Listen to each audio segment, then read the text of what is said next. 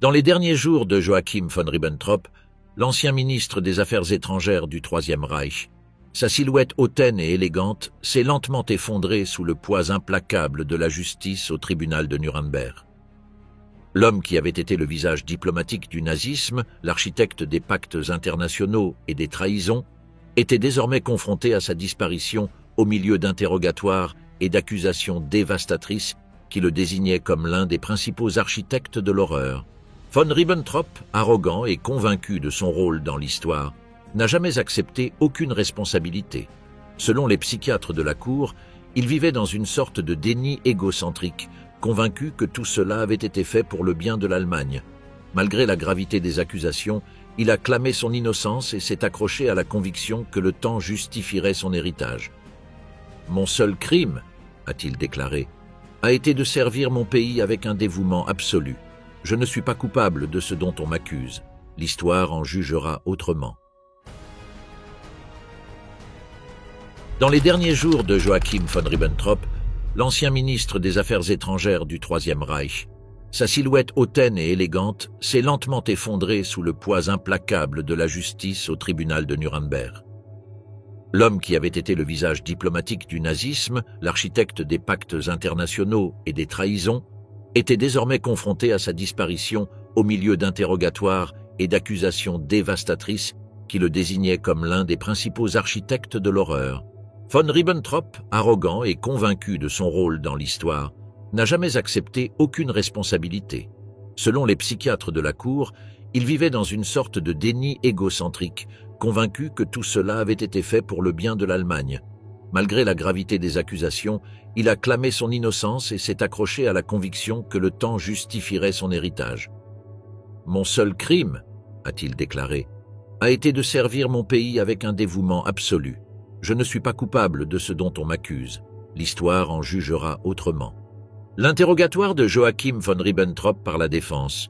Transcription des minutes du tribunal militaire international du 28 mars au 1er avril 1946. Je demande la permission d'interroger l'accusé en tant que témoin. Veuillez indiquer votre nom complet. Joachim von Ribbentrop. Répétez après moi le serment suivant. Je jure par Dieu tout-puissant et omniscient que je dirai la vérité et rien que la vérité. Vous pouvez vous asseoir. Veuillez raconter brièvement à la Cour les événements les plus importants de votre vie. Je suis né le 30 avril 1893 à Wesel. Je viens d'une vieille famille de soldats. Ma mère vient de la campagne.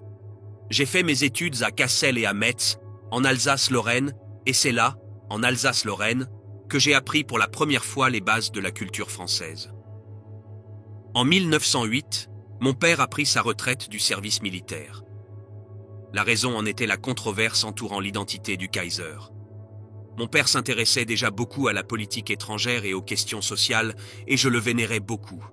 À cette époque, nous avons déménagé en Suisse, et après y avoir vécu pendant environ 1 an, je suis allé à Londres en tant que jeune homme, et j'y ai étudié les langues pendant 1 an. Ce furent mes premières impressions de Londres et de la grandeur de l'Empire britannique. 1 an plus tard, en 1910, je suis allé au Canada.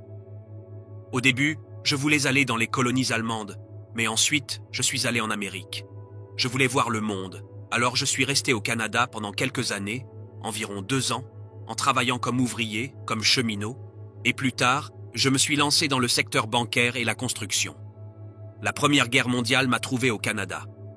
Comme d'autres Allemands de l'époque, ils n'avaient qu'une seule pensée. Chaque homme est nécessaire à la maison. Et comment puis-je aider la patrie? Puis je suis allé à New York et finalement, en septembre 1914, après quelques difficultés, j'arrivai en Allemagne. Après avoir servi au front pendant environ 4 ans et avoir été blessé, j'ai été envoyé à Constantinople, en Turquie, où j'ai appris l'effondrement de l'Allemagne lors de la Première Guerre mondiale. C'est alors que j'ai vu pour la première fois les horribles conséquences d'une guerre perdue. Les ambassadeurs de l'époque, le comte Bernstorff, et un ambassadeur ultérieur, le docteur Dieckhoff, étaient les représentants du Reich en Turquie. Ils furent convoqués à Berlin pour profiter des relations du comte Bernstorff avec le président Wilson et pour réaliser, c'était l'espoir de tous, que la force de ces arguments mènerait probablement à la paix et à la réconciliation. Après quelques difficultés, en mars 1919, j'arrive à Berlin et je deviens l'adjudant du général von Seeckt à la conférence de paix de Versailles. Plus tard, lorsque le traité de Versailles a été signé, j'ai lu le document pendant la nuit et j'ai eu l'impression qu'aucun gouvernement au monde n'aurait pu signer un tel document. C'était ma première impression de la politique étrangère du pays. En 1919, je me suis retiré des forces armées avec le grade de premier lieutenant et je suis devenu homme d'affaires. Grâce à mes contacts professionnels, j'ai pu me rendre en Angleterre et en France au cours des années suivantes. Plusieurs contacts avec des hommes politiques ont eu lieu à cette époque. J'essayais d'aider mon pays à élever la voix contre Versailles. Au début, c'était très difficile. Mais déjà, en 1919, 1920 et 1921, j'ai trouvé une certaine compréhension dans ces pays, même de cette manière modeste. Puis, vers 1929 ou 1930, j'ai vu que l'Allemagne, après la prospérité remarquable de 1926, 1927 et 1928, était frappée par un choc économique soudain, et le pays sombrait. Au cours des années 1931 et 1932, tout homme d'affaires comme moi pouvait constater que, dans la pratique, les conséquences de Versailles étaient telles que la vie économique allemande était de plus en plus décadente. Puis j'ai regardé autour de moi. À cette époque, j'étais étroitement lié au Parti populaire allemand et je voyais que le nombre de partis augmentait. Je me souviens qu'à la fin, il y avait en Allemagne plus de 30 partis politiques, que le chômage augmentait constamment et que le gouvernement perdait de plus en plus la confiance du public. Je me souviens très bien des mesures prises par le chancelier Brüning à l'époque, qui étaient sans doute sincères et honnêtes, mais qui n'ont en même temps donné aucun résultat. Il est bien connu que d'autres gouvernements sont intervenus. L'exportation de marchandises n'était plus rentable. Les réserves d'or de la Reichsbank diminuaient, l'évasion fiscale était endémique et la confiance dans les mesures prises par le gouvernement était faible. Tel était, dans ces grandes lignes, le tableau que j'ai vu en Allemagne en 1930 et 1931. J'ai vu la multiplication des grèves, la division du peuple, les nombreuses manifestations qui se déroulaient dans les rues et la situation de plus en plus chaotique. Je suis né le 30 avril 1893 à Wesel. Je viens d'une vieille famille de soldats. Ma mère vient de la campagne. J'ai fait mes études à Cassel et à Metz, en Alsace-Lorraine, et c'est là, en Alsace-Lorraine, que j'ai appris pour la première fois les bases de la culture française. En 1908, mon père a pris sa retraite du service militaire. La raison en était la controverse entourant l'identité du Kaiser. Mon père s'intéressait déjà beaucoup à la politique étrangère et aux questions sociales, et je le vénérais beaucoup. À cette époque, nous avons déménagé en Suisse, et, après y avoir vécu pendant environ 1 an, je suis allé à Londres en tant que jeune homme, et j'y ai étudié les langues pendant 1 an. Ce furent mes premières impressions de Londres et de la grandeur de l'Empire britannique. 1 an plus tard, en 1910, je suis allé au Canada. Au début, je voulais aller dans les colonies allemandes, mais ensuite, je suis allé en Amérique.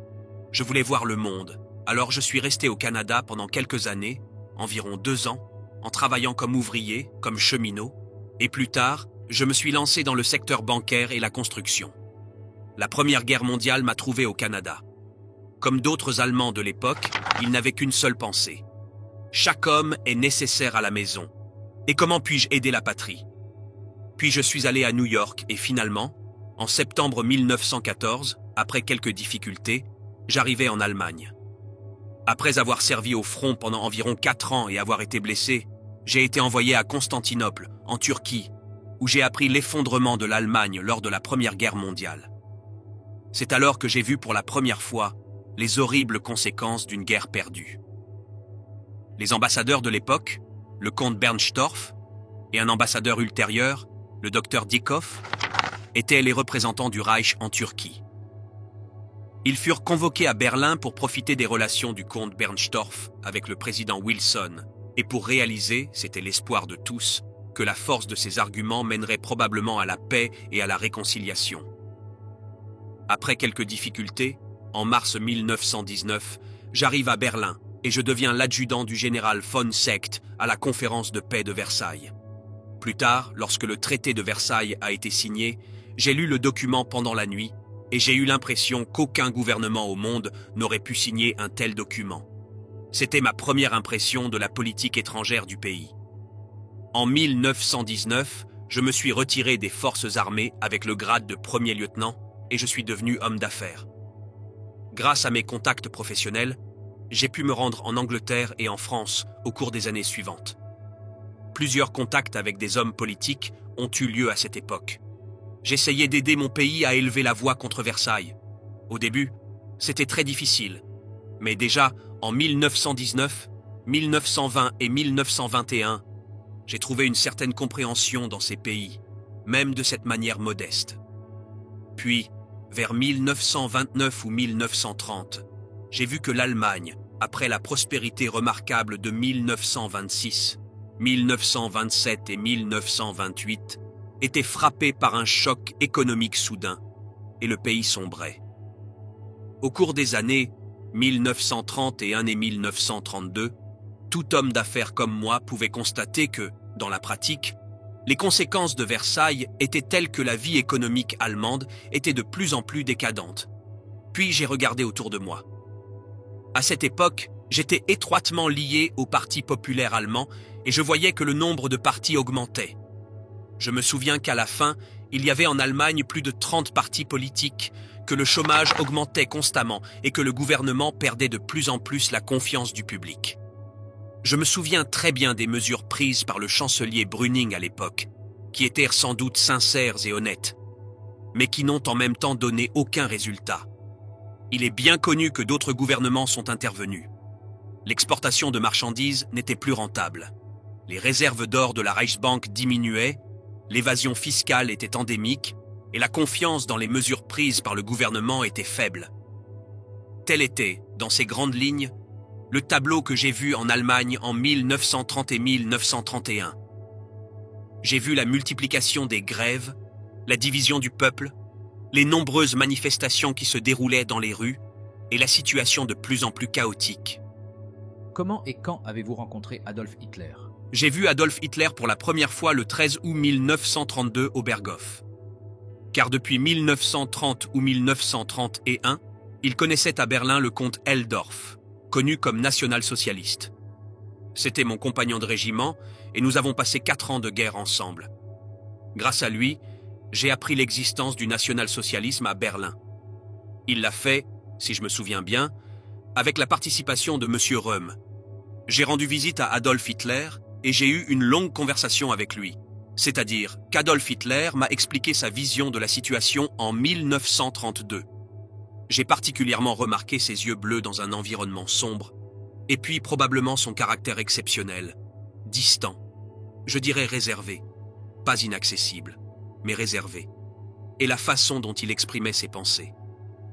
Ses pensées et ses déclarations étaient toujours définitives et émanaient définitivement de son âme. J'ai eu l'impression d'avoir rencontré un homme qui savait ce qu'il voulait et qui possédait une volonté inébranlable et une forte personnalité. Je peux résumer en disant que j'ai quitté la Réunion avec la conviction que cet homme était celui qui pouvait alors sauver l'Allemagne de grandes difficultés et de calamités. Je n'ai pas besoin d'entrer dans les détails des événements de janvier. Mais je voudrais vous raconter un épisode qui s'est déroulé chez moi à Dahlem, lorsque la question s'est posée de savoir si Hitler deviendrait chancelier du Reich ou non. J'ai appris alors, je crois, qu'on lui offrait le poste de vice-chancelier, et j'ai entendu avec beaucoup de force et de conviction, si vous voulez, aussi de rigueur et de fermeté, qu'il pouvait exprimer son opinion lorsqu'il croyait que des obstacles pouvaient surgir sur le chemin de la résurrection et du salut de la nation. Croyez-vous à la possibilité de réviser le traité de Versailles par la compréhension mutuelle ? Je peux dire que de nombreux voyages d'affaires à l'étranger entre 1920 et 1932 m'ont convaincu à quel point les chances de renégocier le traité de Versailles dans les conditions existantes étaient infiniment faibles. Malgré cela, j'ai remarqué la croissance de cercles en Angleterre et en France qui étaient convaincus qu'il fallait aider l'Allemagne. Au cours de ces années, j'ai noué de nombreux contacts avec des hommes d'affaires, des personnalités publiques, des scientifiques et des artistes, notamment dans des universités en Angleterre et en France. C'est ainsi que j'ai appris à connaître les attitudes des Anglais et des Français. Je tiens à dire maintenant que, même peu de temps après Versailles, J'étais convaincu que des changements dans le traité ne pourraient être apportés que par une entente mutuelle avec la France et la Grande-Bretagne. Il croyait également que c'était la seule façon d'améliorer la situation internationale et d'éliminer les causes essentielles de conflits qui subsistaient de la guerre mondiale. Il était donc clair que seule une compréhension mutuelle avec les puissances occidentales, avec la Grande-Bretagne et la France, permettrait de réviser Versailles. J'avais déjà à l'époque le sentiment clair que seule une telle compréhension pouvait véritablement préserver la paix en Europe. Nous, les jeunes officiers, l'avions très bien compris. Et j'ai pensé au Freikorps en Silésie et à des choses semblables dans la Baltique, etc. Je dois ajouter, et je dois le dire très franchement, que dès le début, dès le premier jour où j'ai vu et lu le traité de Versailles, j'ai senti qu'il était de mon devoir en tant qu'Allemand de m'y opposer et d'essayer de le remplacer par un meilleur traité. C'est l'opposition d'Hitler à Versailles qui m'a rapproché de lui et du Parti national-socialiste. Avez-vous essayé de faire connaître votre point de vue à Hitler?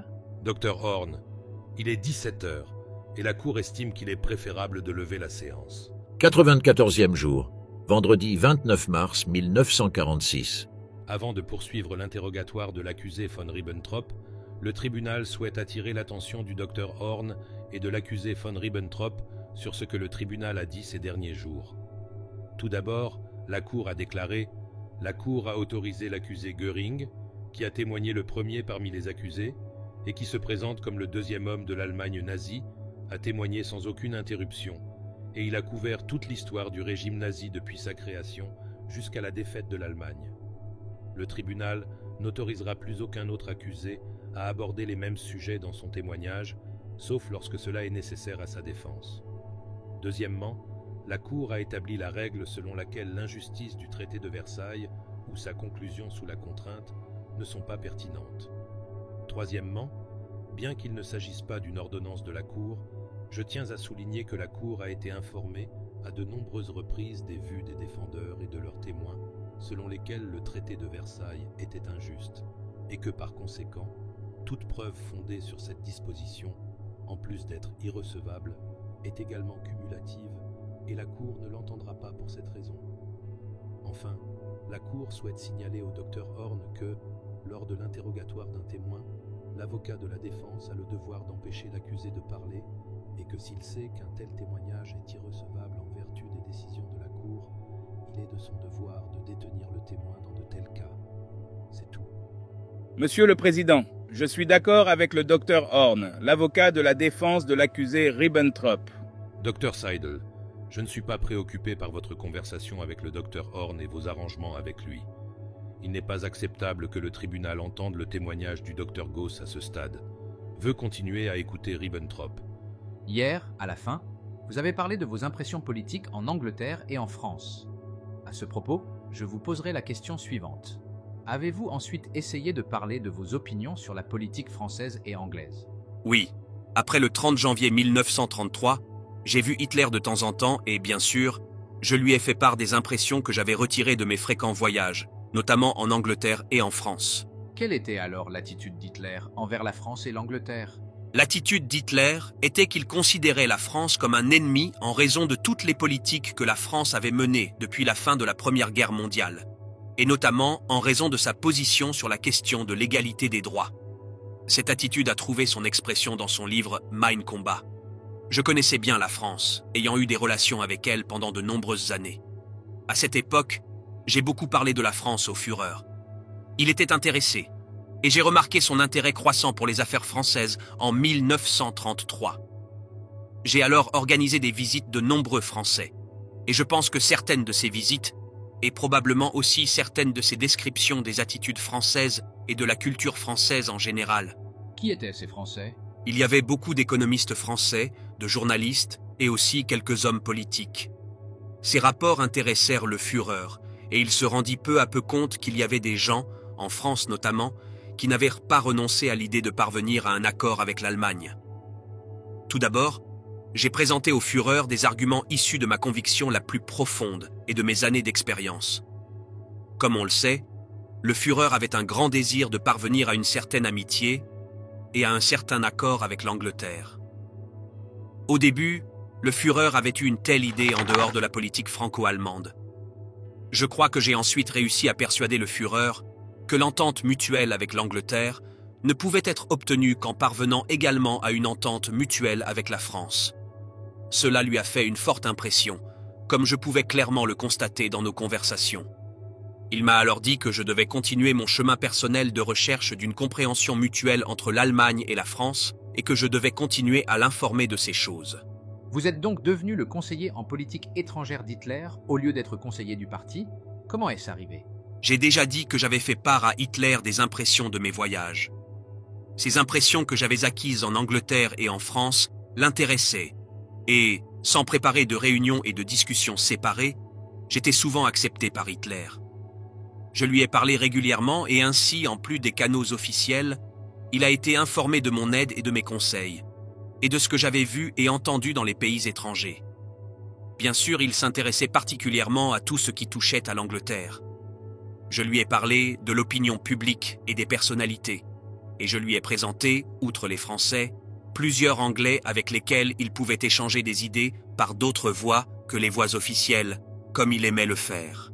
Quelle a été votre aide personnelle dans les tentatives d'Hitler pour parvenir à un accord avec la France en 1933-1935? À cette époque, la solution du problème de la Sarre était le premier point de discorde. J'ai essayé de faire comprendre aux Français de Paris, par mes canaux privés, qu'une solution raisonnable et claire à la question de la Sarre serait un plébiscite comme celui établi par le traité de Versailles, ce qui serait un bon signe pour les relations entre les deux pays. J'ai parlé à de nombreuses personnes au cours de ces années à Paris, et j'ai également pris contact pour la première fois avec des membres du gouvernement français. Je peux mentionner que j'ai eu des conversations avec le président français Doumergue, avec le ministre des Affaires étrangères Barthou, qui a été assassiné, avec M. Laval et surtout avec M. Daladier. Je me souviens que, notamment en ce qui concerne la question de la Sarre, j'ai acquis plus tard une compréhension considérable. J'ai remarqué plus tard, au cours des visites françaises à Hitler, qu'on lui faisait toujours remarquer « Oui, mais il y a Mein Kampf, et sa politique envers la France est contenue dans le livre. » J'ai essayé de persuader le Führer de revoir officiellement ce point dans Mein Combat. Mais le Führer a dit, et je me souviens de ces mots, qu'il avait établi sa politique dans la pratique, confirmant le changement de ses vues dans ce sens. Ce qu'il avait écrit ne pouvait pas être changé, c'étaient des faits historiques, et son attitude antérieure envers la France provoquait maintenant l'attitude réciproque de la France envers l'Allemagne. Mais il fallait tourner la page de l'histoire des deux pays. J'ai alors demandé à Adolf Hitler de recevoir un journaliste français pour rendre possible une déclaration publique de révision pour le monde de ses vues sur Mein Combat. Il accepte et, en 1933, reçoit un journaliste français et lui accorde une interview. Je ne me souviens pas de la date exacte. Je crois que l'article est paru dans Le Matin et était admiré. J'ai été très heureux qu'un pas vers la compréhension mutuelle avec la France ait ainsi été franchi. J'ai alors réfléchi à ce qu'il aurait fallu faire ensuite, et maintenant, grâce à un simple article public, n'importe qui pouvait œuvrer à établir des contacts directs entre hommes d'État français et allemands. Avez-vous alors réfléchi à la rencontre entre Hitler et Daladier? Quelles mesures concrètes avez-vous prises? C'est ce que je veux dire. Daladier était alors Premier ministre français. J'ai eu plusieurs conversations avec lui et lui ai suggéré de rencontrer Adolf Hitler pour avoir une conversation franche et en face à face et voir s'il serait possible de placer les relations franco-allemandes sur une base complètement nouvelle. J'en ai informé Hitler et il était prêt à rencontrer Daladier. Odenwald a été choisi comme lieu de rencontre et cela a été convenu. Je suis allé à Paris pour les derniers préparatifs avec Daladier. Avec la permission de votre honneur, je ne souhaite pas interférer de quelque manière que ce soit avec le contre-interrogatoire de l'accusé, mais mes collègues et moi-même estimons que cette partie du contre-interrogatoire n'est pas planifiée et est trop détaillée. Cela ne finira jamais. Si l'avocat de la défense suit les instructions du tribunal ce matin, nous pourrons avancer de manière plus définitive et plus rapide. Monsieur Horn, la Cour considère que l'objection est bien fondée. L'accusé fait référence à la période de 1933 à 1935 et à ses efforts pour créer de bonnes relations avec la France. Ceci est peut-être très éloigné de toute question que nous examinons dans le cas présent, et c'est donc une perte de temps de l'examiner en détail. Je vais alors vous poser des questions concernant votre assistance directe. Qu'est-ce qui a poussé Hitler à le nommer commissaire au désarmement? Je crois que j'ai été nommé commissaire au désarmement pour 1 an, en mars ou avril. La raison en était la suivante. Hitler croyait que l'égalité en matière de désarmement était nécessaire. Il croyait que cela n'était possible que par des négociations avec la France et l'Angleterre. C'était aussi ma position. Grâce à mes efforts pour établir de bonnes relations entre l'Allemagne et l'Angleterre, comme c'était un souhait sérieux du Führer, j'étais alors à Londres et j'ai pu y établir des contacts avec des personnes influentes de la politique anglaise. Il s'agissait principalement de contacts avec Lord Baldwin. J'ai parlé avec Lord Baldwin, puis avec le Premier ministre MacDonald, du désir allemand d'égalité, et j'ai constaté que ces ministres étaient disposés à écouter. À la suite d'une longue conversation avec le Lord Chancelier de l'époque, aujourd'hui Lord Baldwin, celui-ci prononça, je crois le 1er décembre 1933, un discours à la Chambre des communes dans lequel il souligna que l'Allemagne se trouvait à la croisée des chemins. Un désarmement équitable avait été promis, et il fallait donc le réaliser. Il y avait 2 possibilités. La première était que l'Allemagne s'arme au niveau des autres puissances, ce qui n'était pas souhaitable. La deuxième était que les autres désarmeraient au niveau de l'Allemagne, et cela ne pouvait pas se produire.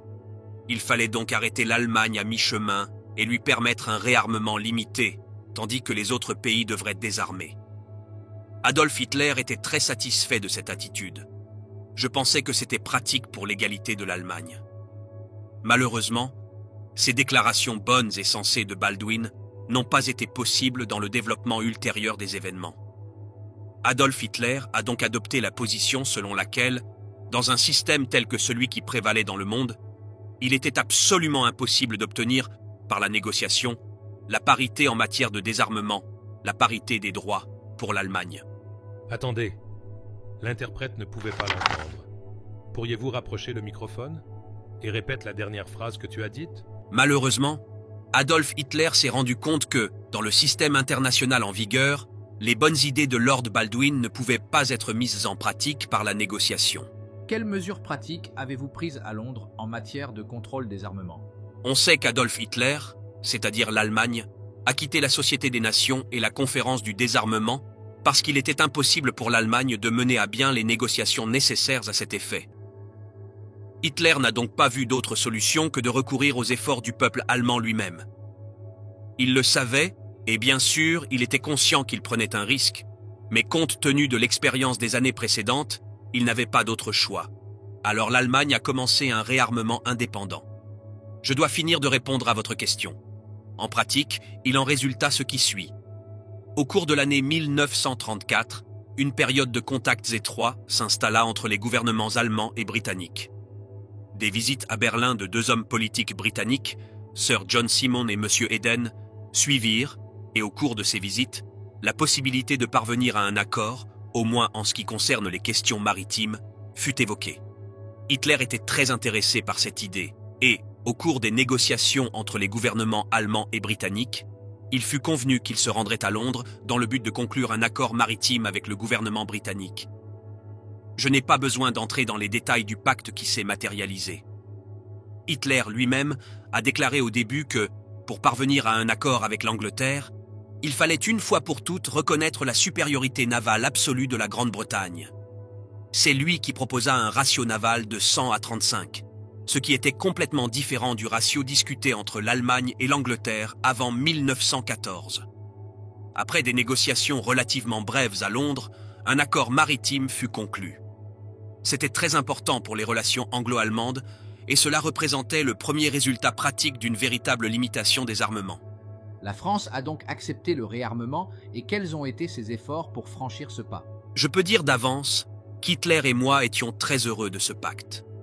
Je sais que dans certains milieux, on s'est approprié l'expression anglaise « eyewash ». D'après mon expérience, je peux dire que je n'ai jamais vu Adolf Hitler plus heureux que lorsque je l'ai personnellement informé à Hambourg de la conclusion de l'accord. Quelle a été l'attitude de la France face à ce pacte? Avec la France, bien sûr, la situation était un peu plus compliquée. J'en ai pris conscience lors des négociations sur la possibilité de déroger aux restrictions d'armement établies dans le traité de Versailles. J'ai alors personnellement suggéré aux messieurs du ministère des Affaires étrangères, je peux citer leur nom, il s'agissait de Sir Robert Craigie, et en particulier de Little, qui était alors amiral britannique, de me rendre en France afin de pouvoir également établir des relations avec des hommes d'État français et leur expliquer l'importance et l'utilité de cet accord pour la future entente germano-anglo-française. Je dois mentionner quelque chose ici. Auparavant, dans la salle, on avait projeté un film d'un discours que j'avais prononcé pour le journal télévisé, avec des conclusions sur l'accord maritime, comme preuve de la duplicité de la diplomatie allemande. J'ai donc prononcé ce discours à Londres pour annoncer au monde entier qu'il ne s'agissait pas simplement d'une affaire germano-britannique, mais que le souhait d'Hitler et aussi l'esprit de l'accord maritime était de parvenir à une limitation générale des armements, et que cet accord maritime avait pour but d'améliorer enfin les relations entre la France et l'Allemagne. C'était un souhait sincère. Je suis ensuite allé en France pour rencontrer des hommes d'État français, et je crois avoir contribué dans une certaine mesure à faire le premier pas vers la limitation des armements, que beaucoup de Français considéraient comme une mesure raisonnable, étant donné que le droit à l'égalité ne pouvait être retiré au peuple allemand. Il est ensuite nommé ambassadeur à Londres. Qu'est-ce qui vous a amené à cette nomination? Il résulte de ce qui suit. Dans la période qui a suivi l'accord naval, qui a été accueilli avec enthousiasme par de larges cercles en Angleterre, j'ai fait de grands efforts pour réunir Lord Baldwin et le Führer, et je dois souligner que l'ami de Lord Baldwin, M. Jones, avait déjà fait des préparatifs préliminaires pour une rencontre. Le Führer a accepté de se rendre à Chequers pour rencontrer Lord Baldwin, mais malheureusement, Lord Baldwin a annulé la rencontre à la dernière minute. Je ne connais pas les raisons de l'annulation, mais la vérité est que certaines forces en Angleterre ne voulaient pas d'un accord germano-britannique à ce moment-là. Puis, en 1936, lorsque l'ambassadeur allemand von Hoche est mort, je me suis dit que, pour le bien de l'Allemagne, il fallait faire une dernière grande tentative d'entente avec l'Angleterre. Je peux affirmer à ce propos qu'à cette époque, j'avais déjà été nommé secrétaire d'État au ministère des Affaires étrangères par Hitler. Et j'ai personnellement demandé à Hitler d'annuler cette nomination et de m'envoyer ambassadeur à Londres. Les raisons suivantes ont peut-être conduit Hitler à prendre cette décision. Hitler avait une conception très précise de la théorie anglaise de l'équilibre des pouvoirs. Mais mon point de vue était probablement un peu différent du sien. Je croyais que l'Angleterre s'efforcerait toujours de maintenir sa vieille théorie de l'équilibre des pouvoirs, tandis qu'Hitler était d'avis que cette théorie de l'équilibre des pouvoirs était devenue obsolète, et maintenant, l'Angleterre devait parvenir à un accord, à savoir qu'elle devrait accueillir une Allemagne plus forte à la lumière de la situation modifiée en Europe, et à la lumière de la croissance de la puissance russe. C'est pour donner au Führer une image précise et claire de la situation en Angleterre que j'ai été envoyé en Angleterre. Une autre raison était que nous espérions alors que, grâce aux larges cercles en Angleterre, amis de l'Allemagne, l'amitié germano-anglaise serait maintenue dans le but de rendre les relations entre les deux pays amicales et, probablement, de parvenir à un accord permanent.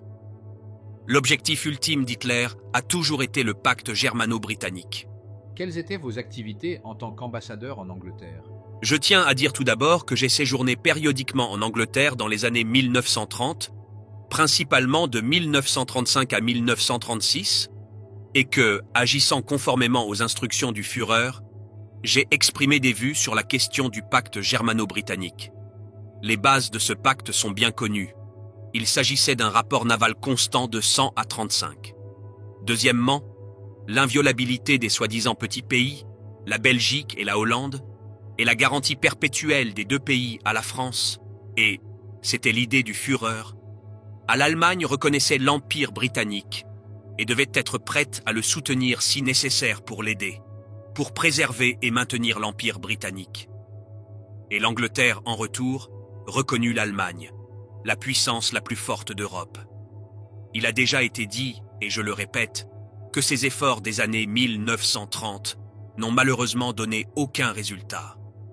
Ce fut là l'un des points de déception du Führer, et je peux affirmer ici que cela a joué un rôle important dans le développement ultérieur des événements, car de grands espoirs avaient été placés dans ce pacte, et il devait être la pierre angulaire de sa politique étrangère dans ces années-là.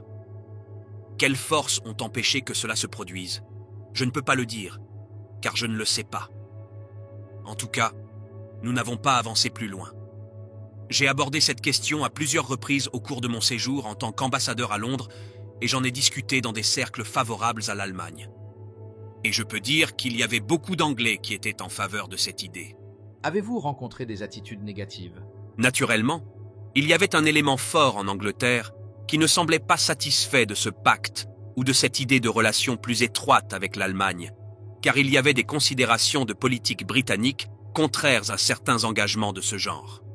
Je voudrais dire brièvement, si nous revenons à 1936, pendant les Jeux Olympiques de 1936, j'ai essayé de convaincre un homme politique britannique très influent, l'actuel Lord Vansittart, de cette idée. J'ai eu une longue discussion pendant plusieurs heures à Berlin. Adolf Hitler l'a également reçu et s'est entretenu avec lui sur le sujet. Lord Vansittart, bien que bien connecté, restait réservé. En 1937, alors que j'étais à Londres, j'ai vu que deux tendances opposées se formaient progressivement en Angleterre. Une tendance s'intéressait au développement de bonnes relations avec l'Allemagne. La deuxième tendance ne voulait pas de relations aussi étroites. Il y avait, je crois qu'il est possible de ne pas citer de noms, ils sont bien connus, des messieurs qui ne voulaient pas de relations aussi étroites avec l'Allemagne, comme M. Winston Churchill, qui devint plus tard Premier ministre, et d'autres. J'ai fait de plus en plus de tentatives à Londres pour développer cette idée, mais les événements ont entravé mes efforts. Tout d'abord, la politique espagnole. Il était bien connu que la guerre civile avait éclaté en Espagne et que la commission dite de non-intervention se réunissait à Londres. En tant qu'ambassadeur à la cour de Saint-Jacques, j'avais donc une tâche difficile. D'une part, j'ai souhaité par tous les moyens à ma disposition la continuation de l'amitié germano-britannique et la conclusion d'un pacte germano-britannique. Mais, d'autre part, j'ai agi conformément aux instructions de mon gouvernement concernant la commission de non-intervention en Espagne. Ces instructions étaient cependant souvent contraires aux objectifs de la politique britannique. C'est donc dans cette sorte de société des nations, qui représentait alors la commission de non-intervention, et dans laquelle j'étais un représentant allemand autorisé, qu'Adolf Hitler avait pour principal objectif de m'envoyer à Londres. Je voudrais ici dire, si je peux me permettre d'expliquer cette période dans l'intérêt de l'affaire, que dans ces années-là, de 1937 à 1938, il ne s'agissait pas seulement de politique en Espagne. Les forces qui ne voulaient pas d'impact avec l'Allemagne se sont fait connaître sans équivoque en Angleterre. C'est aujourd'hui un fait historique. Parce que la réponse est simple, très claire. Ces cercles considéraient qu'une Allemagne renforcée par le national-socialisme était un facteur susceptible de modifier la théorie britannique traditionnelle de l'équilibre des pouvoirs et de la politique sur le continent. Je suis convaincu qu'Adolf Hitler n'avait aucune intention de faire quoi que ce soit contre l'Angleterre, mais il m'a envoyé à Londres avec le désir ardent de parvenir à un accord avec l'Angleterre. De Londres, j'ai informé le Führer de la situation, et devant la cour, je voudrais préciser un point qui est souvent évoqué et qui concerne ma défense. On prétend souvent que j'ai informé le Führer depuis l'Angleterre, que l'Angleterre était en déclin et qu'elle ne combattrait probablement pas. Je peux et je dois affirmer ici, comme un fait, que dès le début, j'ai informé le Führer du contraire. J'ai informé le Führer que, selon moi, la classe dirigeante anglaise et le peuple anglais ont certainement des aspirations héroïques et que cette nation est prête à tout moment à se battre pour l'existence de son empire. Plus tard, pendant la guerre et après une rencontre avec le Führer, j'ai discuté une fois publiquement de cette question, dans un discours en 1941. Résumant la situation à Londres, en 1937 et 1938, alors que j'étais ambassadeur, je peux au moins dire que j'étais pleinement conscient du fait qu'il serait difficile de conclure un pacte avec la Grande-Bretagne. Mais même ainsi, et je l'ai toujours signalé, tous les efforts ont été dirigés vers les moyens d'un règlement pacifique avec la Grande-Bretagne comme facteur décisif de la politique allemande, c'est-à-dire vers la création d'une telle relation entre le développement de la puissance allemande et les tendances et vues fondamentales britanniques en matière de politique étrangère, que les deux n'entrent pas en conflit. Maintenant, je veux que vous nous disiez votre attitude envers les SS. Vous ne souhaitez pas prétendre à ce stade du procès que vous étiez simplement un membre honorable de la SS. Votre avocat soutient, sur la base d'un malentendu, que vous n'étiez qu'un membre honorable des SS. Ce n'est pas vrai? Ce n'était pas un malentendu, c'en était vraiment un. J'ai reçu un uniforme SS de la part d'Hitler. Je n'ai jamais eu de fonction dans l'organisation SS, mais en tant qu'ambassadeur et plus tard ministre des Affaires étrangères, j'ai dû recevoir un certain grade SS comme c'était la coutume, et j'ai reçu le grade de SS Führer. Je maintiens que c'est complètement faux. Vous avez demandé à être admis dans la SS avant même de devenir ambassadeur extraordinaire en mai 1933. Est-ce exact? Oui, je le sais, j'ai toujours appartenu à l'organisation SS. Venez-vous de dire qu'être dans les SS était une chose honorable à faire parce que Hitler voulait que vous portiez un uniforme? Je vous demande, en mai 1933, avez-vous demandé à être incorporé dans la SS de la manière habituelle? Il ne l'a pas fait? Bien sûr, j'aurais dû le demander, mais c'était le cas. Je suis apparu plusieurs fois dans mon immense manteau gris, et puis Hitler a dit que je devais avoir un uniforme. Quand c'était, je ne m'en souviens plus maintenant. Je crois que c'était en 1933. Je l'ai fait, et en tant qu'ambassadeur, j'ai reçu le rang approprié. Puis, en tant que ministre des Affaires étrangères, j'ai reçu un rang encore plus élevé. Et en mai 1933, sur demande, vous avez rejoint les SS et avez été promu à un grade pas très élevé, Standartenführer. N'est-ce pas? Oui, c'est vrai. Et vous n'êtes devenu Oberführer que le 20 avril 1935? Vous êtes devenu Brigadenführer le 14 juin 1935. Gruppenführer le 13 septembre 1936. Obergruppenführer le 20 avril 1940. Avant de devenir ambassadeur, vous aviez été dans la SS pendant 3 ans et aviez été promu de manière habituelle, n'est-ce pas? Oui, mais je n'ai jamais rien fait dans la SS ni aucun travail. Jetez un œil. Il s'agit du document D744A, copie UK2 194. Correspond à 744B. Tu peux le prendre. Vous avez le droit de le laisser de côté. Voici sa déclaration avec une annexe. Je voudrais juste vous poser quelques questions à ce sujet. Avez-vous demandé à être accepté dans la division Totenkopf, la division SS Deadheads? Non, c'est faux. Ne vous souvenez-vous pas que vous avez reçu de Himmler l'anneau spécial et le poignard de la division des têtes mortes? Tu ne te souviens pas? Non, je ne m'en souviens pas. Je n'ai jamais appartenu à une division Deadhead. Vous parlez de la Deadhead Division, n'est-ce pas? Tête de mort. Non, ce n'est pas vrai. Ce qui est dit ici n'est pas vrai. Mais je crois que j'ai reçu une fois ce qu'on appelle le poignard comme tous les Führers SS. Vrai. Et la bague. Voici une lettre datée du 5 novembre 1935 du bureau personnel du Reichsführer SS. En réponse à votre demande, je vous informe que la taille de bague du Brigadeführer von Ribbentrop est de 17. Heil Hitler. Signature. Adjudant, Torner. Vous souvenez-vous de l'avoir reçue? Je pense que tout le monde a reçu cette bague, mais je ne m'en souviens pas exactement. C'est certainement vrai. Vous vous êtes constamment intéressé au SS à partir de 1933 et tout au long de la guerre, n'est-ce pas? Sa correspondance avec Himmler semble avoir continué au moins jusqu'en 1941 ou 1942. Oui, c'est tout à fait possible. Bien sûr, nous avons souvent rencontré des SS dans des domaines très variés. C'est très clair. Et particulièrement dans le domaine des camps de concentration, n'est-ce pas? Voulez-vous dire que vous ne saviez pas que des camps de concentration à grande échelle étaient utilisés? Je n'en savais rien. Faites demi-tour. Il y a une carte derrière le siège du témoin.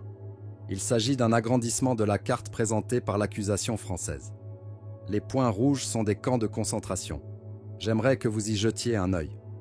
Voyons maintenant à quel point les différents emplacements de vos résidences sont importants. Une résidence, au nord de Berlin, est Sonnenburg. Voyez-vous où il se trouve approximativement sur la carte? Oui, il faut environ 1 heure en voiture de Berlin à Sonnenburg. Au nord de Berlin? Non, à l'est de Berlin. Prenons une autre résidence. Vous-même n'en êtes pas loin. C'est son château à Füchel. Il est proche de la frontière et très proche du groupe de camps qui se trouvait autour de Mauthausen. Regardez à droite, voyez-vous le groupe des camps de Mauthausen? Je jure que la première fois que j'ai entendu parler du camp de Mauthausen, c'était ici à Nuremberg. Prenons maintenant une autre ferme. Vous dites que vous n'y êtes pas allé très souvent, mais généralement... Je peux accélérer les choses en vous disant qu'avant de venir ici, je n'avais entendu parler que de 2, non, 3 camps de concentration. Il s'agit de Dachau, Oranienburg et Theresienstadt. J'ai entendu tous les autres noms ici pour la première fois. Theresienstadt était un camp, je crois un refuge pour les Juifs âgés, et des représentants de la Croix-Rouge ont visité ce camp à plusieurs reprises. J'ai entendu les autres noms de champs ici pour la première fois, et je veux que cela soit clair. Saviez-vous qu'à proximité de Mauthausen, il y avait 33 camps répartis dans différents endroits, dans un rayon relativement restreint, et environ 45 autres camps, dont le commandant lui-même ne pouvait pas donner les noms, car ils étaient trop nombreux? Et dans ces 33 camps, il y avait plus de 100 000 prisonniers. Et voulez-vous dire à la cour que, durant tous vos voyages à Fuschl, vous n'avez jamais entendu parler de ces camps de Mauthausen où 100 000 personnes ont été emprisonnées? Cela m'est complètement inconnu, et je peux présenter une douzaine de témoins qui le confirmeront. Une douzaine. Peu m'importe le nombre de témoins que vous présentez. Il regardera à nouveau cette carte. Vous avez été ministre responsable du gouvernement de ce pays du 4 février 1938 jusqu'à la défaite de l'Allemagne en mai 1945, soit pendant 7 ans et quart. Et vous prétendez devant cette cour qu'un ministre dans ce pays, où il y avait des centaines de camps de concentration, ne pouvait connaître que l'existence de 2 camps? Cela peut paraître surprenant, mais c'est vrai. Je dis que ce n'est pas seulement incroyable, mais que c'est tellement incroyable que cela doit être faux. Comment est-il possible que vous ne connaissiez pas ces domaines? Vous et Himmler ne vous êtes jamais rencontrés? Non, je ne lui ai jamais parlé de ces choses-là. Tout était gardé strictement secret, et c'est seulement ici que nous avons découvert ce qui se passait là-bas. Personne n'en savait rien. Cela paraît extraordinaire, mais je suis convaincu que les messieurs dans le box des accusés ne savaient rien non plus. Nous les écouterons à tour de rôle. Vous savez que c'est seulement à Auschwitz. C'est ici que j'ai entendu parler d'Auschwitz pour la première fois. Dans son affidavit, un employé allemand du camp d'Auschwitz a témoigné que 4 millions de personnes ont été assassinées dans ce camp. Voulez-vous dire au tribunal que vous ne saviez rien à ce sujet? Je ne le savais pas. Dans son affidavit, un employé allemand du camp d'Auschwitz a témoigné que 4 millions de personnes ont été assassinées dans ce camp. Voulez-vous dire au tribunal que vous ne saviez rien à ce sujet? Vous avez dit, n'est-ce pas, que tous les Juifs ont été déportés vers les réserves de l'Est? C'est vrai? Répondez oui ou non. Est-ce que j'ai approuvé? L'Allemagne a déporté tous les Juifs du territoire allemand et des territoires qu'elle occupait vers les réserves de l'Est. Est-ce vrai ou pas? Je ne connais pas les détails du document. Je ne sais pas exactement ce que j'ai dit. Mais en tout cas, il savait que le Führer avait ordonné que les Juifs des territoires occupés d'Europe soient transférés dans des réserves à l'Est et y soient installés. Je sais que la mise en œuvre de telles mesures n'était cependant pas ma tâche en tant que ministre des Affaires étrangères. Mais je sais que telle était la volonté du Führer. À cet égard, je me souviens avoir reçu de lui l'ordre de discuter de cette question avec le gouvernement italien afin qu'il puisse lui aussi prendre des mesures appropriées concernant le problème juif. Cela s'applique également à d'autres pays. Nous avons souvent envoyé de tels télégrammes à ces pays pour résoudre la question juive. Monsieur Faure, avez-vous lu au témoin le 2e paragraphe commençant par « Le ministre des Affaires étrangères du Reich a ensuite abordé la question juive ?» Oui, Monsieur le Président, 2e paragraphe. C'est le paragraphe que j'ai lu. Le document est nouveau, n'est-ce pas? Oui, Monsieur le Président, je voudrais joindre ce document sous le numéro d'exemplaire France 1501. Il appartient à la série D. Il s'agit du numéro D 734 dans le livre de documents britanniques. L'accusé reconnaît-il la pertinence du document par rapport à la conversation? Monsieur le Président, je ne peux pas dire avec certitude ce que j'ai dit alors. Je me souviens seulement, et je le déduis de ce document, de ces mots, que les Juifs ont propagé la nouvelle à partir de sources britanniques et américaines. Je me souviens qu'à cette époque, il y avait une grande organisation d'espionnage et de sabotage qui causait beaucoup de troubles en France, et que le Führer m'avait ordonné de discuter de la question avec Mussolini parce que les Italiens étaient opposés aux mesures que nous avions introduites en France. J'ai parlé à Mussolini, et je lui ai dit que le Führer était d'avis que, sur cette question, nous devrions parvenir à un accord définitif. Je crois, monsieur le défendeur, que vous nous l'avez déjà dit. Je lui ai demandé s'il était d'accord pour dire que le document était cohérent avec la conversation. Je considère que certaines dispositions de ce rapport sont incorrectes, mais fondamentalement la situation était celle que j'ai expliquée. Il a également dit qu'il avait eu des discussions avec Horthy sur la question juive. Oui, J'ai eu plusieurs réunions avec le gouvernement hongrois à ce sujet pour l'inciter à prendre des mesures contre les Juifs. Le Führer a insisté là-dessus. J'ai souvent discuté de cette question avec l'envoyé hongrois. Au cours de ces conversations, nous avons discuté des points suivants. J'ai proposé de concentrer toute la population juive dans une partie de Budapest. Je pense même au-delà de Budapest. Le deuxième point que nous avons abordé était le suivant. Je lui ai demandé de retirer les Juifs des postes importants du gouvernement parce qu'ils utilisaient leur influence pour conclure une paix séparée. Un document relatif à ces négociations que vous avez eues avec Horthy a déjà été présenté ici. C'était le 17 avril 1943. Il s'agit du document D-736. Lors du contre-interrogatoire de son témoin Schmidt, le représentant du ministère public anglais lui a demandé s'il reconnaissait avoir lui-même rédigé ce rapport. Cela a été confirmé par Schmidt. Voici l'indication suivante à la fin du premier paragraphe. Le ministre des Affaires étrangères a déclaré que les Juifs devaient être exterminés ou déportés dans un camp de concentration. Il n'y a pas d'autre solution. Tu as vraiment dit ça? Non. Je ne l'ai pas dit de cette façon. Ces notes ont été prises par l'envoyé Schmidt quelques jours après la conversation d'Hitler avec Horthy. En effet, à cette époque, j'étais chargé de discuter avec le gouvernement hongrois de la solution à la question juive. Lors de la visite de Horthy au Führer, Hitler engagea une conversation sur ce sujet et sur un ton très franc. Après cette conversation, j'ai parlé à l'envoyé Schmidt et je lui ai dit que je ne comprenais pas très bien le Führer. Je n'ai donc pas fait de commentaires à ce sujet. Apparemment, Horthy a dit qu'il ne pouvait pas tuer tous les Juifs. Il est possible qu'après cela, il ait essayé d'influencer Horthy pour qu'il fasse quelque chose au sujet des Juifs de Budapest, pour concentrer les Juifs dans une partie de Budapest, comme le Führer en rêvait depuis longtemps. Peut-être qu'à ce moment-là, j'ai aussi exprimé mes objections, fait quelques commentaires. Je dois également ajouter que la situation à l'époque était la suivante. Nous recevions régulièrement des instructions de Himmler selon lesquelles il souhaitait s'occuper personnellement des Juifs hongrois. Je ne voulais pas le faire parce que, d'une manière ou d'une autre, des difficultés politiques pourraient surgir à l'étranger. Par la suite, agissant conformément à la volonté du Führer, qui était extrêmement irrité par cette affaire, j'ai essayé de temps à autre d'aplanir le problème et en même temps de forcer les Hongrois à faire quelque chose à cet égard. Par conséquent, si un bref commentaire contenant une telle affirmation était mis en évidence et résumé dans une longue conversation, cela ne signifiait pas du tout que je souhaitais la mort des Juifs. C'était à 100% contraire à mes convictions personnelles. Je n'avais pas réalisé si tu avais répondu à ma question ou pas. Je vais lui redemander. Le rapport est-il correct ou non? Je n'avais pas réalisé si tu avais répondu à ma question ou pas. Je vais lui redemander. Le rapport est-il correct ou non? Non, ce n'est pas vrai de cette façon. Ces notes, je n'ai personnellement jamais vu ces notes. Je tiens également à dire que c'est un non-sens et une mauvaise interprétation. Je n'ai jamais vu ces notes auparavant. Je les ai vues pour la première fois à Nuremberg. Je peux seulement dire que ce qui suit aurait pu se produire.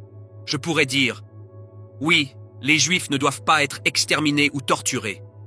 Alors s'il vous plaît, faites quelque chose selon l'ordre du Führer, afin qu'il soit enfin satisfait de centraliser les Juifs. » C'était notre objectif, en tout cas.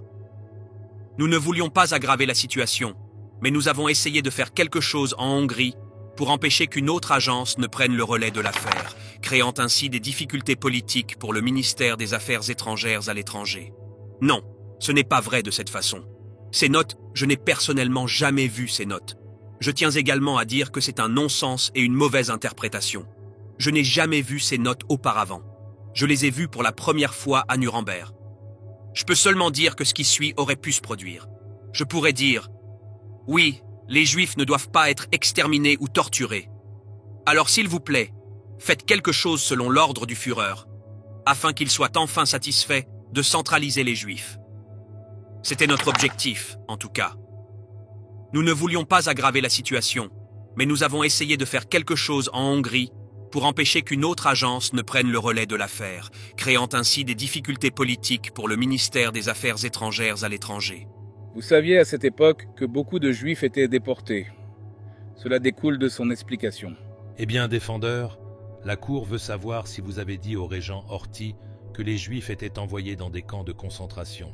Je considère que c'est possible dans ce cas, car à cette époque, nous avons reçu l'ordre qu'un camp de concentration soit établi près de Budapest ou ailleurs pour que les Juifs y soient centralisés. Et le Führer m'a donné des instructions bien avant pour discuter avec les Hongrois d'une solution possible de la question hongroise. Cette solution comportait 2 points.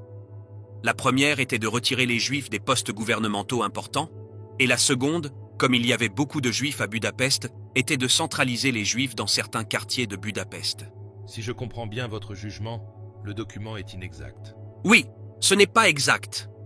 Monsieur le Président, j'imagine qu'en lisant le document, vous pouvez imaginer que j'ai autorisé la possibilité de torturer des Juifs. C'est complètement faux. Mais je tiens à dire que j'ai déclaré plus tard que, de manière compréhensible, je voulais, d'une certaine manière, résoudre la question juive en Hongrie. Il en parlait souvent avec le Führer, lui disant que le problème juif en Hongrie devait être résolu. Vous nous l'avez déjà dit. Je voudrais vous demander ceci. Suggérez-vous que Schmitt, qui a rédigé le mémorandum, a trouvé les dernières phrases commençant par les mots « Les Juifs n'ont aucune valeur organisationnelle du tout » malgré les craintes dont lui, le Führer, entend parler régulièrement en Allemagne sans les Juifs, tout se passe bien. Monsieur le Président, je voudrais ajouter que j'ai été personnellement attristé par ces paroles du Führer et que je ne les ai pas entièrement comprises. Mais peut-être cette attitude peut-elle être comprise si l'on se souvient que le Führer croyait que la guerre avait commencé à cause des Juifs, et cela l'a ensuite conduit à une haine fanatique des Juifs. Je me souviens plus tard, après cette rencontre, avoir discuté avec l'interprète Schmitt et les 2 messieurs du fait que c'était la première fois que le Führer utilisait de telles expressions en rapport avec le problème juif. Ces mots n'ont certainement pas été inventés par Schmitt. Le Führer lui-même s'exprimait ainsi à l'époque. C'est vrai. Oui, monsieur Faure. Il ressort du document que vous pensiez au camp de concentration en Hongrie, et vous avez même dit hier que vous ne connaissiez pas de tel camp en Allemagne. Est-ce vrai ? Non, ce n'est pas vrai. Ce que je veux dire, c'est qu'à cette époque, on discutait de la possibilité de concentrer les Juifs dans certains endroits, comme cela se faisait dans d'autres parties de l'Europe, mais aucune mention spécifique n'était faite des camps de concentration en Hongrie. En fait, je ne savais pas en détail comment ces camps étaient structurés, ni en Hongrie ni ailleurs, car ce n'était pas ma responsabilité directe. Ma tâche était d'aider à trouver une solution à la question juive d'une manière qui ne causerait pas de nouveaux problèmes politiques à l'Allemagne. Vous n'étiez donc pas au courant de l'existence de camps de concentration en Allemagne à cette époque ? Non, je n'étais pas au courant de ces détails à l'époque. Je ne connaissais pas l'ampleur de ce qui se passait dans les camps de concentration. Et, en fait, dans ma position, je n'étais pas informé de ces aspects spécifiques. Ma tâche consistait à gérer les relations extérieures et les négociations avec d'autres pays, et non les opérations intérieures de l'Allemagne. Vous avez admis que vous connaissiez la politique d'Hitler visant à déporter tous les Juifs, et vous avez admis que, comme vous étiez compétent en tant que ministre des Affaires étrangères, vous avez mis en œuvre cette politique, n'est-ce pas ? En tant que fidèle partisan, j'ai obéi aux ordres du Führer même dans ce domaine. Mais j'ai toujours fait tout mon possible pour améliorer la situation autant que possible. Cela peut être affirmé et confirmé par de nombreux témoins. Déjà en 1943, j'avais proposé au Führer un long mémorandum dans lequel je l'exhortais à changer complètement sa politique à l'égard des Juifs. Je peux aussi donner d'autres exemples. Si j'ai bien compris votre témoignage, vous étiez moralement opposé à la persécution des Juifs, mais vous avez contribué à les éliminer, n'est-ce pas ? Dès le début de mon interrogatoire, j'ai dit périodiquement qu'en ce sens, je n'avais jamais été antisémite. Mais j'étais un fervent partisan d'Adolf Hitler. Outre la question juive, vous vous êtes également occupé des arrestations de Français, n'est-ce pas ? Les arrestations des... Oui. A-t-il ou non donné l'ordre d'arrêter les Français ? Il est tout à fait possible que ce soit le cas. Pouvez-vous donner plus d'explications ? Non, je ne me souviens plus de détails. Mais je me souviens qu'il y a eu des arrestations de Français. Je ne sais pas dans quelle mesure ils viennent de nous. En 1944, peu avant l'invasion, le Führer avait donné l'ordre d'arrêter un grand nombre de personnes d'autorité, membres du mouvement de résistance. Il savait que nous étions également impliqués dans ces arrestations. Mais maintenant, Je ne me souviens plus des détails de ces événements. L'objectif était d'arrêter les éléments qui alimenteraient le mouvement de résistance en cas d'invasion et d'attaquer les armées allemandes par l'arrière. Mais je ne peux rien dire de concret. Les autres procureurs souhaitent-ils poser des questions à l'accusé? Colonel Amen, la Cour espère que vous ne soulèverez pas de questions qui ont déjà été abordées. Bien sûr que non, monsieur. Ribbentrop, parlez-vous suffisamment bien anglais? J'ai bien parlé, et je crois que je parle plutôt bien. Presque aussi bien qu'en allemand? Non, je ne dirais pas cela. Mais dans le passé, je le parlais presque comme l'allemand. Même si naturellement, au fil des années, j'ai oublié beaucoup de choses. Et maintenant, c'est plus difficile pour moi. Savez-vous ce que signifie man yes en anglais? L'homme qui dit oui, presque. Un homme qui dit oui, même lorsqu'il est personnellement d'accord en partie, il est difficile d'être plus précis. En tout cas, je ne sais pas ce que tu veux dire en anglais. En allemand, je peux le définir comme un homme qui suit les ordres, loyal et fidèle. Et le fait est que vous étiez le yes man d'Hitler, n'est-ce pas? J'ai toujours été fidèle à Hitler, suivant ses ordres, étant souvent en désaccord avec lui, ayant de graves différends avec lui, me menaçant parfois de démission. Mais lorsque Hitler donnait un ordre, j'exécutais toujours ses instructions conformément aux principes de notre État autoritaire. Donc vous avez été souvent interrogé par moi avant le procès, n'est-ce pas? Oui, 1 ou 2 fois, je crois. Je vais donc vous lire certaines questions et réponses que vous avez données lors de ces interrogatoires. Et je vous demanderai seulement de dire à la Cour si vous m'avez donné ces réponses. Ces questions peuvent recevoir une réponse oui ou non. Est-ce que tu comprends? Oui. J'ai été l'homme fidèle du Führer jusqu'à ces derniers jours. Je ne l'ai jamais abandonné. Je lui ai été fidèle jusqu'à ces derniers jours, ces dernières heures, et je n'étais pas toujours d'accord avec lui sur tout. Au contraire, j'avais parfois des opinions très différentes, mais en 1941, je lui ai promis que je lui serais fidèle.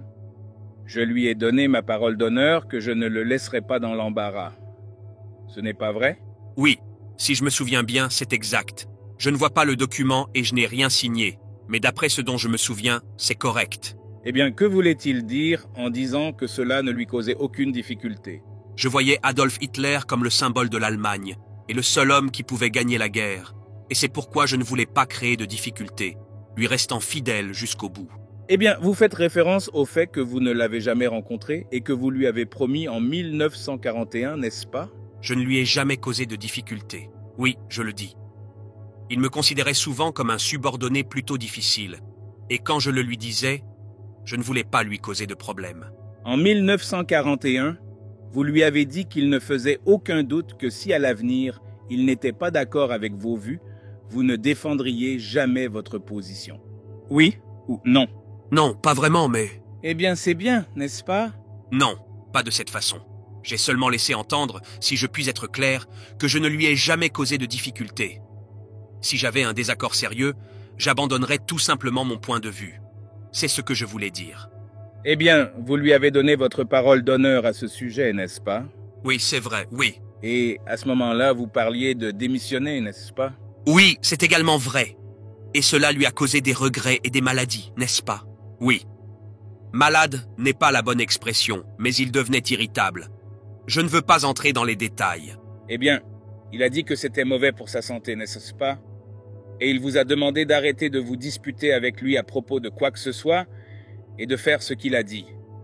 Est-ce correct? Je ne veux plus parler de raisons personnelles, et je ne crois pas que de telles questions présentent un intérêt ici. Cela restera une affaire personnelle entre le Führer et moi. Eh bien, ça ne m'intéresse pas. Je ne m'intéresse qu'à l'exposé des faits, et à moins que vous ne juriez sous serment, auquel cas vous avez juré à Hitler que vous n'exprimeriez jamais d'opinion ou ne soutiendriez jamais d'opinion contraire à ce qu'il désirait. Est-ce correct? Non, non. C'est complètement faux. L'interprétation est fausse. J'ai dit au Führer que je ne lui causerais jamais d'ennui. Après 1941, j'ai eu de nombreux différends avec lui, et même alors j'ai toujours exprimé mon opinion. Eh bien, Ribbentrop, quelles que soient les divergences de vues, vous n'avez jamais pu les présenter après 1941, n'est-ce pas? Oui ou non? Je n'ai pas compris la question. S'il vous plaît, répétez-le. J'ai dit que, quelle que soit la divergence de leur point de vue, ou des opinions qu'ils exprimaient au Führer sur n'importe quelle question après 1941, leurs propositions ne contredisaient jamais le Führer, n'est-ce pas? Vous avez toujours fait ce que le Führer vous a dit de faire, quelles que soient vos opinions. Je pense donc que vous avez dit au tribunal que vous n'étiez pas proche de Himmler, est-ce exact? J'ai toujours dit que mes relations avec Himmler étaient bonnes dans les premières années. Mais je regrette de dire que dans les années suivantes, j'ai eu de mauvaises relations avec lui. Naturellement, cela n'a pas été très remarqué par les autres, mais je ne veux pas discuter des détails. Beaucoup de choses ont déjà été dites à ce sujet, et il y a eu de sérieux désaccords entre nous pour des raisons. Je ne suis pas intéressé par les désaccords. En quelles années étiez-vous proche de lui? Les premiers désaccords avec Himmler sont apparus, je crois, en 1941, à cause de la Roumanie et des difficultés en Roumanie. Ces différences ont été aplanies, et il a semblé naturel aux autres que nous travaillions ensemble. Et nous échangions souvent des lettres à l'occasion d'anniversaires appropriés et d'autres occasions. Mais après cela, la relation n'était pas très bonne. La rupture définitive eut lieu en 1941. Avant cela, j'avais entretenu de bonnes relations avec lui et je partageais également ses vues sur la création d'une classe dirigeante, ce qui était son objectif. Et vous avez reçu au moins 50 invitations de Himmler entre 1940 et 1941. Combien? 50? 50? Non? Certainement pas. Probablement 5 ou plus, je ne dirais pas exactement. Mais après 1941, les relations entre nous sont devenues plus tendues, et plus tard, elles n'étaient pas bonnes. Les autres, je crois, en ont déjà témoigné. Eh bien, je ne veux pas perdre mon temps là-dessus. Avez-vous parlé des invitations à Ribbentrop? Oui. La Cour devrait-elle se saisir de cette question? Eh bien, monsieur, je suppose que les nombreuses invitations qui apparaissent dans ces livres indiquent qu'il y a eu des conversations avec Himmler au sujet des camps de concentration et d'autres questions dont Himmler s'occupait personnellement. Il a déclaré au tribunal qu'il n'avait jamais rien entendu au sujet des camps de concentration de Himmler. Je tiens à répéter ma déclaration selon laquelle Himmler n'a pas discuté de cette question avec moi à ce moment-là. S'il y a eu 50 rencontres, je ne sais pas. Peut-être qu'on se voyait souvent malgré tout. Mais je ne me souviens pas de 50 rencontres. Peut-être 5 ou 10, je ne sais pas. Je ne suis pas sûr que cela ait de l'importance. Bien sûr, nous avons travaillé ensemble dans des domaines différents et cette coopération était